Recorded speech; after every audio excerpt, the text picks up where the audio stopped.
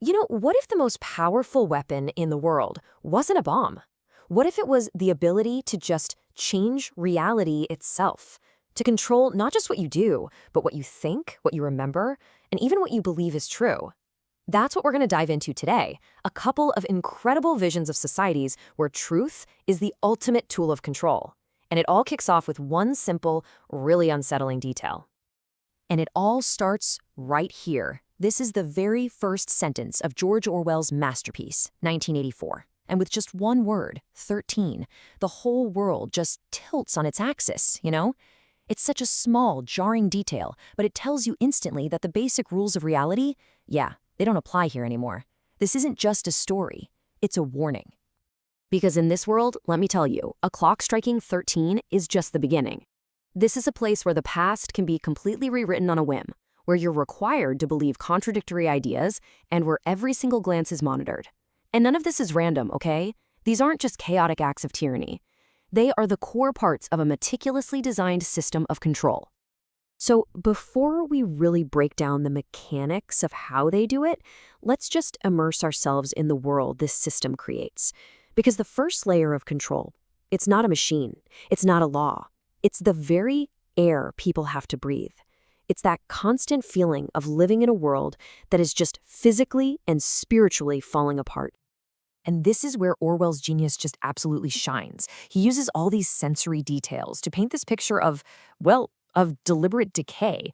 I mean, you can almost smell the boiled cabbage in the hallways. You can feel the gritty dust, see the crumbling buildings, and just imagine that constant grinding scarcity of simple things like razor blades. And see, this isn't just poverty. No, it's a weapon.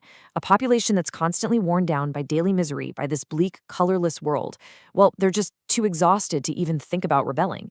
The decay you see on the outside is meant to mirror and even encourage a decay of the spirit on the inside. Right. So this whole atmosphere of decay, it is not an accident. It's the foundation for a really sophisticated system of control. And it's a system that we can actually break down into three brilliant, and let's be honest, absolutely terrifying pillars of power. Okay, pillar number one. This is the bedrock, the one we're probably all most familiar with. Constant, inescapable surveillance. The whole idea is that you can't possibly have a private thought. You can't commit a thought crime if you believe you are never, ever truly alone. And what's fascinating is seeing how the method of surveillance evolves, even when the principle stays exactly the same. So in 1984, you've got the telescreen. It's this clunky, blunt instrument on your wall. But then you look at a more modern vision, like in Prey World, and it becomes the scan chip. The surveillance is literally internalized. It's an implanted device that doesn't just watch you, it logs your history and analyzes your speech. The eye of the state moves from the wall, right, into your very body. And that's a concept that feels eerily prescient today, doesn't it? Ultimately, it all comes down to this. This phrase isn't just a statement of fact they plaster on posters, it's a command. It is psychological programming, and it's designed to make every single citizen their own guard. I mean, when kids are taught to spy on their own parents and helicopters are snooping into people's windows, society itself becomes an extension of the state's all-seeing eye.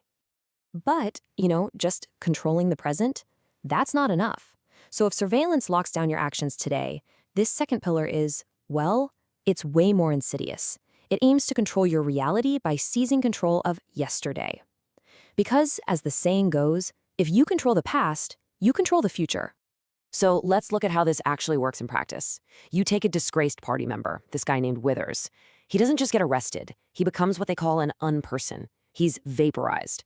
And then it's literally Winston's job to manually erase him from the public record, editing old articles, destroying photos, the whole shebang.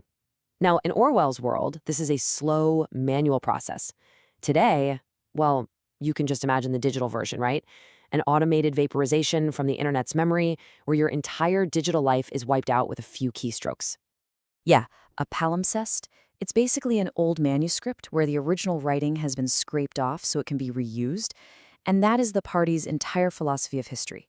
It's not a fixed record. It's just clay to be molded however they see fit. So if Oceania is suddenly at war with East Asia instead of Eurasia, then Oceania has always been at war with East Asia, period. Any document, any memory, any fact that says otherwise is just a mistake that needs to be, well, corrected. Okay, so you're being watched constantly. the past can be changed at any given moment, what's even left to control?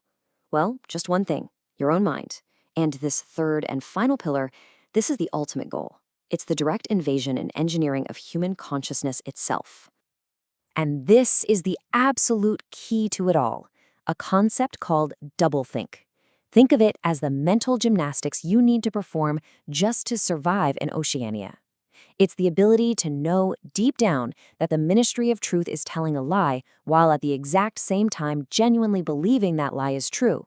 It's being able to forget whatever you're told to forget and then to forget that you even forgot it in the first place. It is essentially a form of controlled insanity.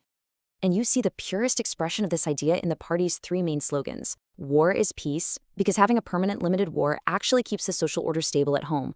Freedom is slavery, because the free individual, they're doomed to fail and die. But if you merge your identity with the all-powerful party, you become immortal.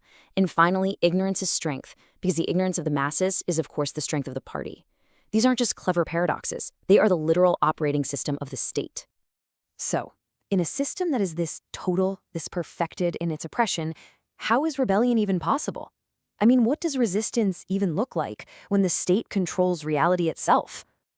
Well, rebellion begins right here. Not with a bomb, but with a simple question scribbled in a secret diary. When Winston writes this down, he is committing the ultimate crime. He gets the mechanics of the system, the how of it all, but he's trying to find a reason, a motive, a why that exists outside of the party's narrative. He's asserting his own independent mind, and in this world, that is the deadliest form of heresy. And from that intellectual rebellion comes an emotional one. This simple little note, passed from Julia to Winston, is a political act of the highest order. But why? Because love creates a private loyalty. It's an emotion the party can't control, and it's directed at another person instead of at Big Brother. In a world that's trying to destroy every personal bond, just falling in love is the ultimate act of defiance. But, of course, the rebellion fails. Winston is captured, and he's taken to the one place everyone dreads, the ironically named Ministry of Love. And it's here, in what they call the place where there is no darkness, that the party's final, most terrifying secret is finally revealed. This is the question Winston has been chasing all along. Why do all of this? I mean, pretty much every totalitarian regime in history has claimed they were working towards some kind of utopia, for the good of the people. But O'Brien just completely dismantles that illusion and forces Winston and us to confront the regime's true, naked motive. And the answer that O'Brien provides is absolutely chilling. There is no higher goal. The system isn't for anything. He says the purpose of oppression is oppression, purpose of torture is torture, the purpose of power is simply to have more power, forever. It's maybe the purest, most nihilistic vision of control you can even imagine. And this is the party's ultimate victory. The goal isn't to kill Winston because he hates Big Brother. No, the goal is to break him, to empty him out completely, and then rebuild him into someone who genuinely, truly loves Big Brother. The final act isn't about forcing conformity, it's about achieving conversion. The individual self isn't just defeated, it's completely erased. The party's ultimate weapon was controlling a scarcity of information. But our world today, it presents the exact opposite problem. A paralyzing flood of infinite information, misinformation, and realities that are curated for us by algorithms. And this leaves us with a really critical question. In a world where history can be debated in real time on social media, and where reality itself can feel totally subjective, what is our final standard for truth?